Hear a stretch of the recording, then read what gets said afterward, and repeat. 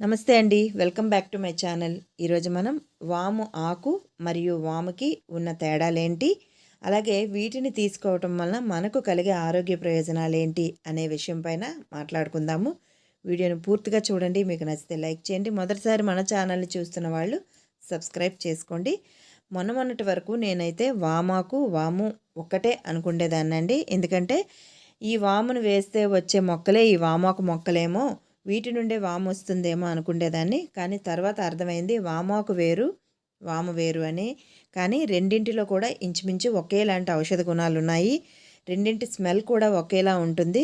ముఖ్యంగా మనం ప్రయాణాలు చేసేటప్పుడు మైగ్రేన్ ఉన్నవాళ్ళు వామిటింగ్ వస్తుంది అనేటట్టుగా అనిపించేటప్పుడు వామాకును కానీ వామును కానీ స్మెల్ చూడటం వల్ల ఆ వామిటింగ్ సెన్సేషన్ అనేది తగ్గిపోతుంది.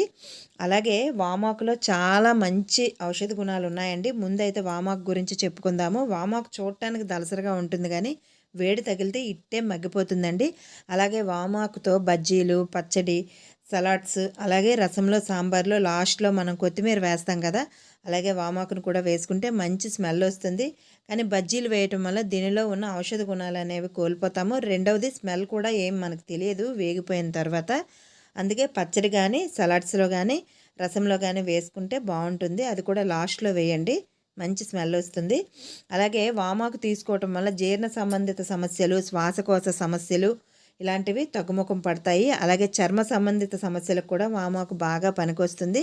ఇందులో యాంటీ ఇన్ఫ్లమేటరీ లక్షణాలు చాలా ఎక్కువగా ఉన్నాయి. సో వామాకుని రెగ్యులర్గా తీసుకోవటం వల్ల ఆరోగ్యానికి చాలా మంచిది. ఇది పెంచుకోవటం కూడా చాలా సులభం అండి. ఒక్క ఆకు మనం మట్టిలో వేసినా కూడా చక్కగా వేళ్ళు వచ్చేస్తాయి. పక్క నుండి చిన్న చిన్న మొక్కలు వస్తాయి. ప్రయత్నించి చూడండి. ఇక వాము విషయానికి వస్తే వాములో కూడా సేమ్ అండి. జీర్ణక్రియ మెరుగుపరచడానికి, శ్వాసకోశ సమస్యలు తగ్గించడానికి, రక్తపోటును నియంత్రించడానికి, కడుపు నొప్పి నివారణకు, యాంటీ ఇన్ఫ్లమేటరీ లక్షణాలు, యాంటీ మైక్రోబయల్ లక్షణాలు కూడా చాలా ఉన్నాయి.